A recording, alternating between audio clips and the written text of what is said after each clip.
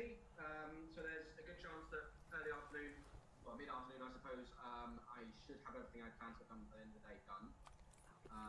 So I will ping you details of the URL and have it up there for you to look at. And then I'm going to prod you for various bits and bobs like confirmation of the pricing plans and what they're going to comprise of. And we spoke about the way we're going to structure those or the nature of a pricing plan before, if you remember, in terms of the quota and features. So I'll prod you on that later on, but we don't need to go through that this second. And yeah, we'll take it from there. And then, Stripe is connected, AWS is in the process of being set up. The DNS might be the thing that delays us a little bit. It's obviously propagating at the moment, but might be a cache issue there, but almost certainly might be. Setting up your HTTPS, so your certificate is all good. I have successfully migrated code over from the starting point that I from my previous businesses, and I've kind of stripped it all out, cleaned it all up, and got some of the core things in there that we're going to need for your business, or for this one. And so yeah, it's all looking pretty good. So I'm going to try and start tomorrow's work in a bit, in a few hours, and get a head start on that. So what do you? And what does that look like? It's still in the category of groundwork, but it's now getting a little bit deeper. So it's now looking at the actual business logic that you require for rooms, inviting team members, investors, having those different, being able to recognize and understand the different players or roles or actors within the system. Basically defining the database and the model from there on upwards, and kind of, if I can, some of the basic CRUD, which is basically the creation, reading, updating, and deletion views that we're going to need along the way. So trying to get those standard forms in there, so that if we want to prettify them later, we can do that, but we need to make sure that they functionally work first. Okay, cool. So I think it would probably be helpful to show people the kind of sitemap that you're working with, which I'll do that afterwards. I'll put that into the kind of shared channel. But briefly, what we had done is we'd created a little sitemap with a couple of lo-fi wireframes, and then you gave feedback on the complexity of it and what seemed to be what you were thinking would be most complex. Are you still? I guess by the end of what actions you're taking now, we'll probably be in a better position to say like what is actually possible or not, right? Yeah, I think when we have our wrap-up call at the end of today, I will have a firmer idea as to did I actually get today's job finished earlier, as I prophesized slightly earlier, and how much of tomorrow's were I able to actually get done this afternoon, to see what sort of position that puts us in for tomorrow. But yeah, I think it's, because we were talking about the room builder being more important than the report builder. Yeah. So what it might mean is that if we have a window potentially tomorrow, it might mean that I start some work on that, even if I do it knowing that we're going to pause it for a couple of days, so that at least we can kind of build a better picture as to what is possible, is what might not be possible, and what are the limitations there are. Yeah, and for those that may not have seen our kind of earlier discussion, there are two major parts of what we're building from a user perspective. There's the being able to create email updates and have those sent out, and then the other element is a clickable dashboard that whoever is receiving the updates will get, that they can then be taken to, that lists a bunch of information. So that might be graphs, it might be text, all sorts of stuff. And what we had thought was it's more important to focus on that second element, because that's our kind of unique selling point. That's the thing that we're doing a little bit differently. We're not trying to compete with like MailChimp in terms of being able to have nice templates, for example. So just to kind of give some background in terms of why that's relevant here, since we only have a week. Yes, indeed. Yeah, cool. Yeah, and I suppose also by the end of today, which was kind of part of the plan, I suppose, is to have the custom domain customization in place. So that what I'm thinking is that actually, before this morning, I was saying the sort of kind of the end point tangibly that we would get by the end of the day would be that you could choose a pricing plan, sign up, pay, and then go to an empty dashboard. I think that empty dashboard now is going to take us to a settings dashboard, so not the dashboard that perhaps you will see, but more of a management one for that user. And from there, be able to update the core details about their company, so name, title, URL, all that sort of stuff, logo, that sort of thing, and then also to be able to provide custom domain configuration details, sort of, and have that dynamically create the HTTPS certificate required for that CNAME and all that sort of stuff. So I want to have all those pieces connected together by the end of today as well. Cool. So like, what that means is like we would be able to use that as an upsell, for example, something that people might pay more for in order to get, updates.kindava.com instead of having to use briefingroom.co/something or other. Yeah, indeed. Cool. Yeah. Awesome. And the decision, you're absolutely right. It's something that we spoke about that would be reserved for some of the larger plans. Or really larger plans. Yeah. But that's a decision actually that you'll need to make today. So when I prod you in probably a couple of hours to say, right, give me the final, or as you currently have it, version Pricing. of Yeah. the different pricing plans and what you get for each of those, Yeah. that's when you'll have to nail Sure. your flags onto the mast and say, right, okay, today we believe that the X plan should be Yeah. restricted. Yeah. So the thing that we should be getting, the thing that we should be getting to you in terms of pricing is a starting pricing set, like all the different plans or the 3 different plans or whatever we're doing, but then also like the elements that might be variable on each pricing. So like quotas versus features. Is that right? Yep. So we need a title for each one. We need a price for each one. And then yes, we need the way I like to structure the pricing plans is that we think of them as having 2 separate types of attributes. One is quota based, which means it's a tangible number, a measurable thing. So it could be number of users you can invite, number of companies you can link, Sure. whatever it might be, right? Yeah. And then the other one is feature based, which is just a yes or no. Do they Yes. have this feature or not? And a good example of that would be can they create a custom domain? Custom domain, Yes yeah. or no, and deciding which plan that goes on to. Equally, out of the gate today, I'll set up annual pricing as an option at the point of sale, so people can choose straight off the bat whether they want to go for the annual or for the monthly. Monthly, yeah. A typical sort of annual discount would be about 20%, that sort of thing. So if you want to, it might be something you might want to do a bit of research on if you want to, Sure. just as something fun to do, to see is that actually true? Is it is there a bigger range that we might want to think about here as a sweetener?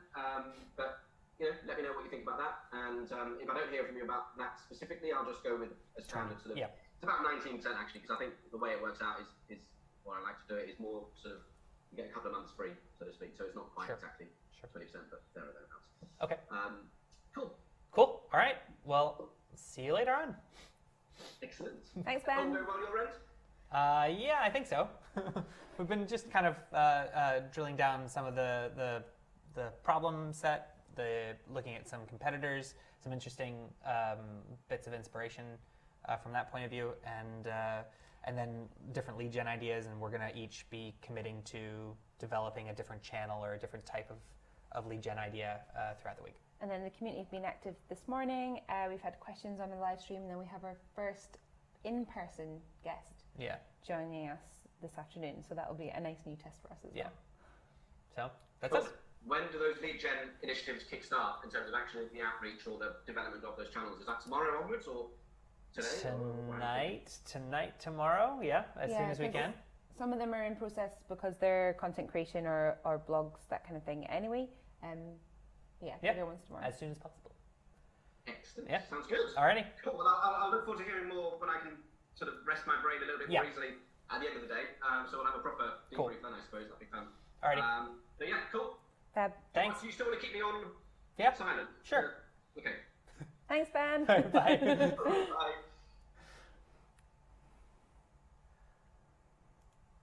Okay. All right. So I think we need to then get the pricing stuff ready for him. I think we could also, if we do have time, take a moment to describe. I feel like we've jumped into talking about rooms and not really shown wireframes or Yeah, I talked think about so. the product a bit more. So I think Yeah. that can be confusing. I think we should do that now. So basically, oh, did I close them out? Back to meeting. Right. So basically what we did is that we had some back and forth about potential features and what it might look like. So some really lo-fi wireframes just to kind of get a sense of what was possible during this week or not. And so the way that we've thought about it was in this way. So a dashboard, like a starting kind of overview, updates, rooms, people.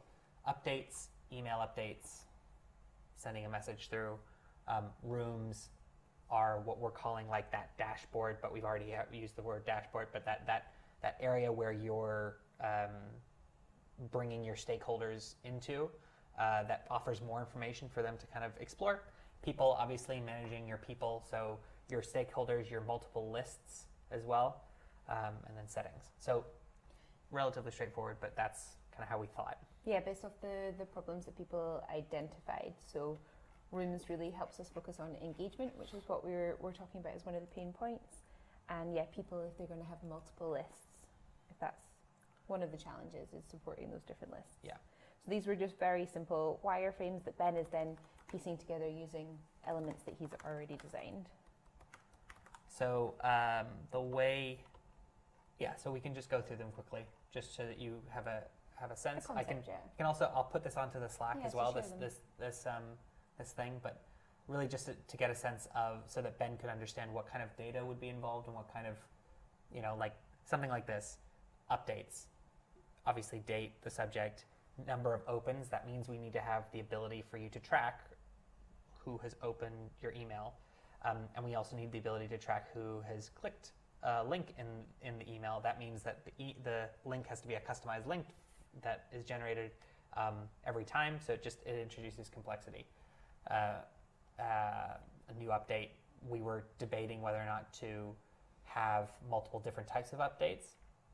If you have a different business type, or you are particular about the way that you want to lay it out, and then the whole debate came up about how much of this is about the design and how much of it is about the way that it's viewed. Yeah. So this was actually Ben's notes. Dynamic nature adds complexity. Yeah. So what we've decided is that we're just going to have one kind of update for now. For week one. Yeah, exactly. And then obviously, he didn't know what this was. And then rooms. So this is just showing that you could have multiple rooms set up. They might look different. So your shareholders versus your target investors, for example, and setting up the shareholder. Obviously, kind of some thoughts here. This is like a room builder, and I was just trying to do this in the simplest way possible and thinking about blocks of different content that you'd have in that room. And this also he was worried about in terms of complexity, but we had the discussion of, do we want a more advanced updater or do we want a more advanced room builder? And the decision was a room builder would be better. And that's what he just updated, that he might spend exactly more time So that's on. what he was just talking about. This is just going through like what all the different options are for blocks. So these are the types of blocks that we came up with. What do you mean by blocks? So the idea of, like, if you clicked through and saw Kendaba's briefing room, you might see a graph of our latest stickiness numbers that we would update every month, or we would get an integration in with whatever system we're using, Heap or Mixpanel or whatever, and that might update it automatically. So you might have a graph, you might have like a PR kit, right? Something that you might click into to find out some more So dynamic blocks of content. latest messages or latest mentions. You might have just like a video. Oh, we've released a new trailer. We've released a new whatever. blog or- Exactly. And you want to put that in there and give that some prominence. Lists of your most recent updates as well. Things like that. So all of these are different blocks, and then you'd rearrange them eventually, but not necessarily. Yeah. So these are all the different types of blocks that we thought.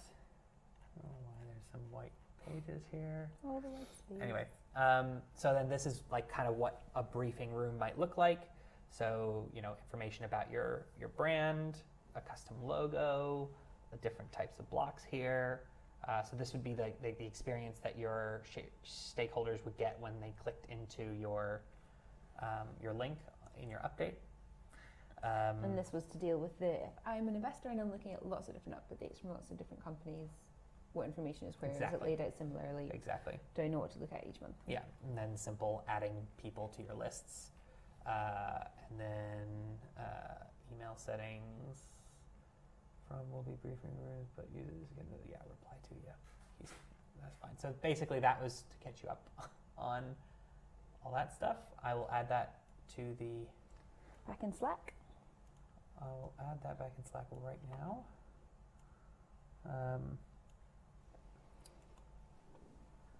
And we need to work on So pricing the elements. pricing.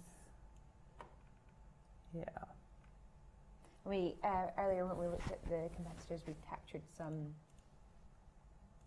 pricing. Yes, so we captured some pricing.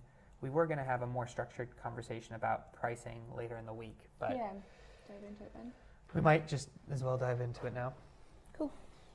So like with pricing, and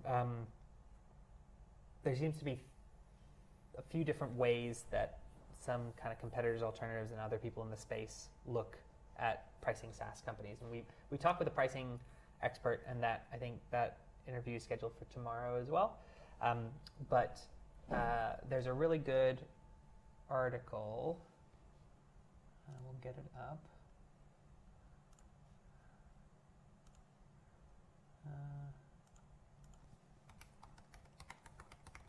We'll add this to the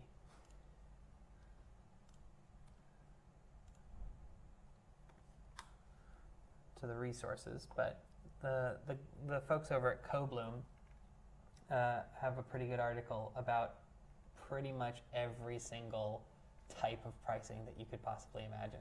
Type of models, type of price points, layout. Yeah, layout. It's a really good piece.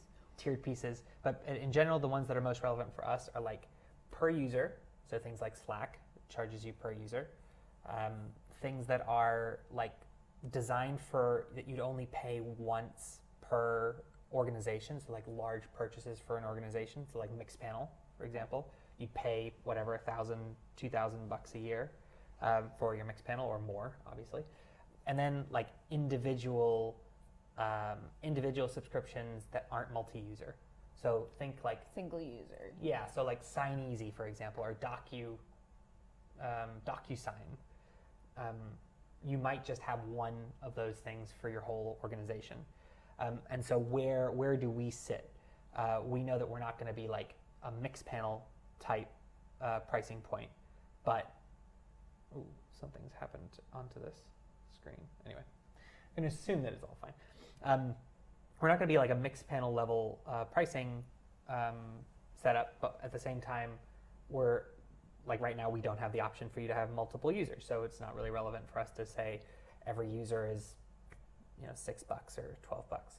So I think it's going to be more kind of in between a larger company-wide one and an individual one. one. So that's what I had been thinking, which kind of places us in the DocSend category of pricing. And those of you who were with us earlier when we were discussing potential competitors and how the price point of some were definitely for bigger organizations after bigger raises, the price of a single use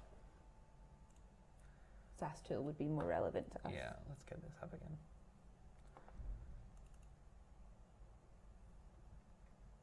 So you can see like with DocSend, for example, they have they're definitely pricing it for features, a mixture of features and quota. So remember what Ben was saying about quota and features. So what features are you able to access, and then how many of some things are you able to use? So 1,000 visits per user per month, that's a quota. But a deal spaces is there, but it's not there. That's a feature. So we have to decide that around ours, and we've had some discussions about that, but we need to kind of crystallize that and make sure that it's that. Yeah, what we plan to do. I'm gonna go find what we we've create actually the written list about that. in Milnup? Yeah. I will look.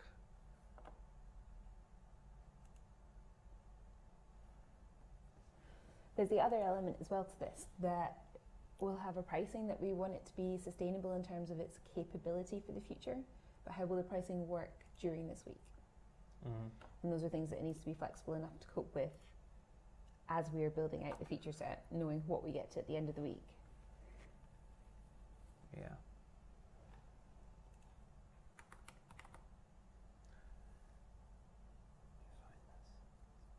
So while Gelb is checking up on that, I'm going to remind everyone that we are live for the Zero to Revenue Challenge, taking a product from idea to revenue in 1 week. And Ben just gave us the really good news at our halfway through the day check-in that today's development's going well. He thinks he's ahead of schedule and he'll have something for us to play with and look at by this evening, which is going to be great.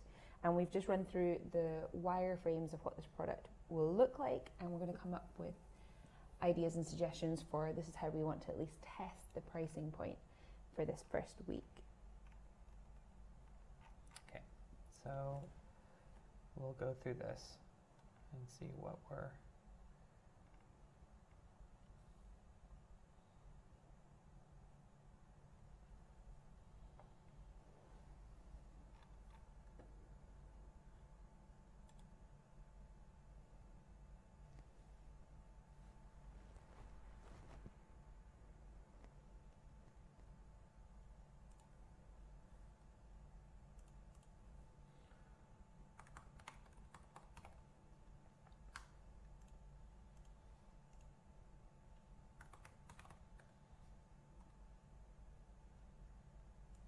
So this is what we had kind of written.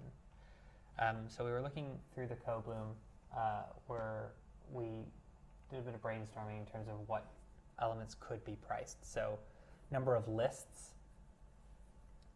Obviously, if you have your current shareholders and your prospects, you might want them in different lists. So maybe we could price it per list. The number of people in lists, maybe you can only add 10 people for a list and then you can pay more for more people. You could charge for number of updates sent, so the amount of times that people are able to send emails. If we had templates, we could charge for more templates. Some people charge for like a feature like being able to reuse a template, so we could charge for something like that. We could charge for more analytics, length of time the analytics are kept for, so some companies will keep your data for a week. You'll be able to see it for a week, but then if you're paying, then you can see it for longer. Custom branding and removing our branding. It's a common label or a common thing, a white label. You could probably do some more info on recipients. So some companies will give you like richer, or try and give you richer information. Basically, go and scrape the web for more data about people. And then multiple teammates and collaboration, like we saw with the DocSend one. Yeah. It shifted from like an individual plan to a per user plan up there, and then like custom code. So that could be like if we're talking about rooms and blocks, maybe if you wanted to put in your custom code, you'd only be able to do that if you're on a higher amount. Card does that, so if you're a pro plan, you'd be able to put in your custom stuff. And a good few of these are directly relatable to a pain point. So when we were listening to our customers in a customer interview, or when we were getting those survey results in, how many of these were enough of a pain point that people might pay for? Yeah. And something that we definitely brought up in discussing this was the risk of charging per number of updates people send. Yeah, there's some things that don't make sense at all to charge But we wouldn't want to limit that. Yeah, exactly. That like if the barrier is how do you increase engagement with your shareholders, then putting a price point on that to limit that is counterintuitive. Exactly. So like number of updates sent, I don't think that's a great thing we should be including at all. You should be able to send as many updates as you want, since it's about updating people. Number of templates available to use, we're not there yet.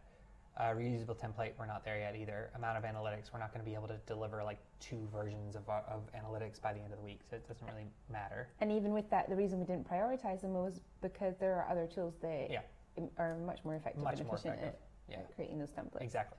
So like white labeling, we probably won't be there yet, but custom URL, we Well, could that's be what there, Ben was right? saying, yeah. Removing our branding is easier than some of these other things. More info on recipients. I don't think we have data backed that people actually want that, because you probably do know your recipients already in a lot of ways. Custom code could be relevant, but I don't know how hard that is for this week. So like for me, I think the number of lists is relevant. That could be relevant, because then someone who wants to use this for multiple lists might be willing to pay for more than one. And the number of people in lists might be relevant. So if you have a prospect list of 300 people, it makes sense that might cost more than sending a list to 10 people. But being really critical and thinking about it as a business, then these are really limiting in the market that we are outlining and targeting for ourselves. Yeah. Because if they're early stage founders, they're going to have a few shareholders, not a massive amount of shareholders. Yeah. And they might not have more than 2 lists max. Yeah, exactly. So just in terms of understanding our numbers and what our return on investment is, yeah, they're limiting. so in terms of the specific features and quotas that we're going to be adding, like one thing that we probably can guarantee is that if you're watching this in 2 weeks, it's probably going to look different Yeah. to whatever we decide and launch. And the benefit of setting up pricing like this is that we can change, as long as we get him a core list of what it is that you can change. So these are the chunks, and this is Yeah. what the numbers will vary. Yeah, between. exactly. So went through and looked at some different. Do it slower. So when we were talking about individual tools, team tools, and company tools, that's how I kind of looked at it. Lower my head down. So you can see like company-wide tools. These are some examples. So Mixpanel, Databox, Auth0, Segment, Zapier. You probably wouldn't pay for more than one subscription for these. And we asked founders that, didn't we, in our Yeah. first iteration of Exactly. that yeah. What do you pay long-winded, for? like what are all of the things that you pay for and what don't you pay for? Yeah, exactly. DocSend starts at $15. Calendly starts at 8 to 16. SignEasy. So what we're thinking is that we're in between the individual tools and the company tools in terms of what the value is that we're bringing to companies. That doesn't necessarily mean that we price that much, but that seems to be, what we're thinking. So if we then just said arbitrarily 3 prices, we're we could think about it in a couple of ways. We could have like a base price list, a really cheap price, and then provide add-ons if someone wants to construct their own subscription. They only want to use one thing. I guess we would do that if we didn't know what. If we didn't know what We the thought- value add was, Yeah. if the range of our customers were so broad that they were going to want markedly different things, Yeah. if they didn't have a commonality. Yeah. So the middle price should be something that should be pretty good for most people. The norm for most The norm, and then the higher price should be like basically for power users or people who don't really know how they're going to use it, but they know they're going to use it intensely, and they kind of they don't want any kind of They add-ons don't want to faff or with the add-on. yeah, they just they're want to happy be able pay to do that as many total. as they want. If they wanted to create 10 lists, they can create 10 lists or whatever we decide. So What was the feedback from the pricing expert that you spoke to about that? The norm, so like the second option and the number one option. If I have a number one option, if the second option is good. right, you mean why have a cheaper option if the middle option is the best option? Yeah. Well, so if you look at some at this article, some of it's psychological, and like I don't really like the whole psychological thing there. Also if you price it at 0.97 cents instead of 99, there's this whole psychology around it, and people design these things to drive you to the middle option. In terms of it pops out, or it's a different color, or Yeah. the whole layout driving you towards it. Yeah, I mean, What do you resist with that? I think it's just not. I mean, all the studies show that it works, Right. right? So you do acknowledge that the data backs it. You just don't like the I feel of know, it. but like to go philosophical, I mean, the reason why it's 3 is we live in a universe of 3s because of the Trinity, right? You have a beginning, a middle, and an end. You know, you don't have that in some parts of the world. And why is it? You know, right? So anyway, go for hours on that. But like, you know, if it's $20, it's $20. It shouldn't be $19.99. And some companies specifically do not honest pricing, but like the set pricing like that, or as a reaction to, well, we're not saying it's $19.99, it's $20, so it's $20. So I don't know which way we should go. Interesting. But it's something that we can experiment with. I would Yeah, love it. A/B test it. Yeah, I'd love it if we could just say, if it's $20, it's $20, not $19.97. So okay, that gives you a kind of overview of what is going through our heads in terms of how we're going to price it. I think we should probably go back and forth and do some research now on other companies and how they price things, and also what our very, very broad and ill-informed hypotheses are with what our customers are going to take as value so that we can get them something. If any of you are watching and you have some feedback in terms of what we've outlined, what's the most valuable element to you as an early stage founder or potentially as an investor working with early stage founders, what do you think are the best parts of what it is that we're talking about? And what elements have we talked about that you really don't care about? Do you care about people watching, about being able to monitor or track engagement when people are looking at your rooms, or do you not? That would be a really interesting thing to try and understand. And for those who haven't heard the descriptions of those words, that's just a question of, as an early stage founder, if you're sharing the information about your company updates, do you want to see the analytics back about Exactly. who has viewed, engaged, Yep. looked at those things? Yeah, what difference does that make in terms of trying to encourage you to write more updates? Yeah, or actually go for that coffee because you're not going to spend 45 minutes explaining who Exactly. you are and what your business is. That's a better way of putting it. All right, so let's get down and have some lunch, and then we're going to see you back at 2:00, which is 10:00 Eastern time and 7:00 Pacific time 28 minutes time. for Andrew Johnson. He's going to be coming in. It's going to be great. All right, See you then. see ya.